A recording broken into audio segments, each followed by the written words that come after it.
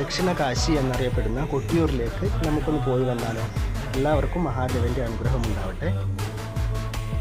കണ്ണൂർ ജില്ലയിലെ ദക്ഷിണ കാശി എന്നറിയപ്പെടുന്ന പ്രസിദ്ധമായ ക്ഷേത്രമാണ് കൊട്ടിയൂർ ക്ഷേത്രം. പുണ്യനദിയായ ബാവലിപ്പുഴയുടെ തെക്ക് ഭാഗത്താണ് ഇക്കരെ ക്ഷേത്രം. ഇവിടെ സ്ഥിരം ക്ഷേത്രമുണ്ട്. വടക്ക് ഭാഗത്തുള്ള അക്കരെ കൊട്ടിയൂരിൽ മലബാറിൻ്റെ മഹോത്സവമായ വൈശാഖ മഹോത്സവം ഇടവത്തിലെ ചോതി മുതൽ മിഥുനത്തിലെ ചിത്രനാൾ വരെ കൊണ്ടാടപ്പെടുന്നു. വൈശാഖ മഹോത്സവം അക്കരെ കൊട്ടിയൂരിൽ കൊണ്ടാടപ്പെടുമ്പോൾ ഇക്കരെ കൊട്ടിയൂർ ക്ഷേത്രത്തിൽ പൂജകൾ ഉണ്ടാകാറില്ല. തിരുവഞ്ചിറ ഒഴുകുന്ന പ്രദക്ഷിണ വഴിയുടെ നടുവിലായി സ്വയംഭൂവായി മണിത്തറയിൽ മഹാദേവനും ശക്തി ചൈതന്യമായ സതീദേവി അമ്മാറക്കൽ തറയിലും സ്ഥിതി ചെയ്യുന്നു. വൈശാഖ മഹോത്സവത്തിൽ മാത്രമേ അക്കരെ കൊട്ടിയൂരിൽ പ്രവേശനമുള്ളൂ. ബാക്കി കാലം മഹാദേവൻ സന്നിഹിതനായിരിക്കുന്ന സങ്കല്പം ഇക്കരെ കൊട്ടിയൂരിലാണ്. കൊട്ടിയൂർ എന്ന പുണ്യഭൂമിയിലാണ് ദക്ഷയാഗം നടന്നു എന്ന് പറയപ്പെടുന്നത്. ദക്ഷപുത്രിയായ സതീദേവി പരമശിവനെ മാംഗല്യം ചെയ്ത് കൈലാസത്തിൽ വസിച്ചു.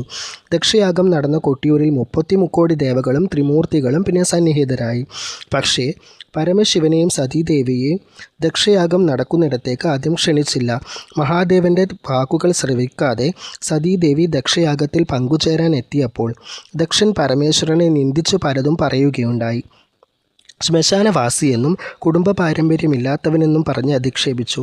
ആദിശക്തിയുടെ അവതാരവും മഹാദേവൻ്റെ മാനസത്തിൽ വസിക്കുന്നവളും അർദ്ധാംഗിനിയുമായ സതീദേവി അപമാനഭാരത്താൽ സ്വപതിയുടെ അഭിമാനത്തിനു വേണ്ടി തൻ്റെ ശരീരം യാഗാഗ്നിയിൽ ഹോമിച്ച് പ്രാണത്യാഗം ചെയ്തു. ഇതറിഞ്ഞ മഹാദേവൻ കോപിഷ്ഠനായി താണ്ഡവ നടനമാടി സ്വന്തം ജട പറിച്ചെറിഞ്ഞ് വീരഭദ്രനെ സൃഷ്ടിച്ചു. മഹാദേവൻ്റെ ആജ്ഞപ്രകാരം വീരഭദ്രൻ യാഗഭൂമിയിലെത്തി ദക്ഷൻ്റെ തലയറുത്ത് അഹങ്കാരത്തിന് വിനാശം വരുത്തി. ബ്രഹ്മദേവനും വിഷ്ണു ഭഗവാനും കൈലാസത്തിലെത്തി മഹാദേവനെ അനുനയിപ്പിച്ചു. മഹാദേവൻ യാഗഭൂമിയിലെത്തി ദക്ഷന് പുനർജന്മം നൽകി. യാഗം മുഴുമിപ്പിക്കാൻ അനുമതി നൽകി. തുടർന്ന് മഹാദേവൻ യോഗനിദ്രയിൽ ലയിച്ചു. സ്വയംഭൂവായ മഹാദേവൻ യോഗനിദ്രയിൽ ലയിച്ച സ്ഥലമാണ് മണിത്തറ. ജഗജ്ജനനിയായ ആദിശക്തി ആത്മാഹൂതി ചെയ്ത ഇടമാണ് അമ്മാറക്കൽ. കൊട്ടിയൂരിൽ നടക്കുന്ന ഉത്സവ ചടങ്ങുകൾ പരശുരാമനും ആദിശങ്കരാചാര്യരും കൂടി ചിട്ടപ്പെടുത്തിയതാണ്. ചടങ്ങുകൾക്ക് പ്രധാനമായും 7 അംഗങ്ങളും 4 ഉപാംഗങ്ങളും ഉണ്ട്.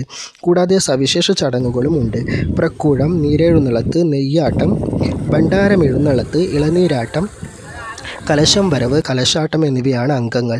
തിരുവോണം, രേവതി, അഷ്ടമി, രോഹിണി ആരാധനകൾ വിശേഷ പൂജകളോടുകൂടി നടക്കുന്നു. ഈ ആരാധനകളെ ഉപാംഗങ്ങൾ എന്നറിയപ്പെടുന്നു. വിശാഖം നാളിലെ ഭണ്ഡാരമെഴുന്നള്ളിപ്പിന് മുമ്പും മകൻ നാളിലെ ഉച്ചശീവേലിക്ക് ശേഷവും സ്ത്രീകൾക്ക് അക്കരെ കൊട്ടിയൂരിൽ പ്രവേശനാനുമതി ഇല്ല. ഇപ്പോൾ വീഡിയോ ഇഷ്ടമായെന്ന് കരുതുന്നു.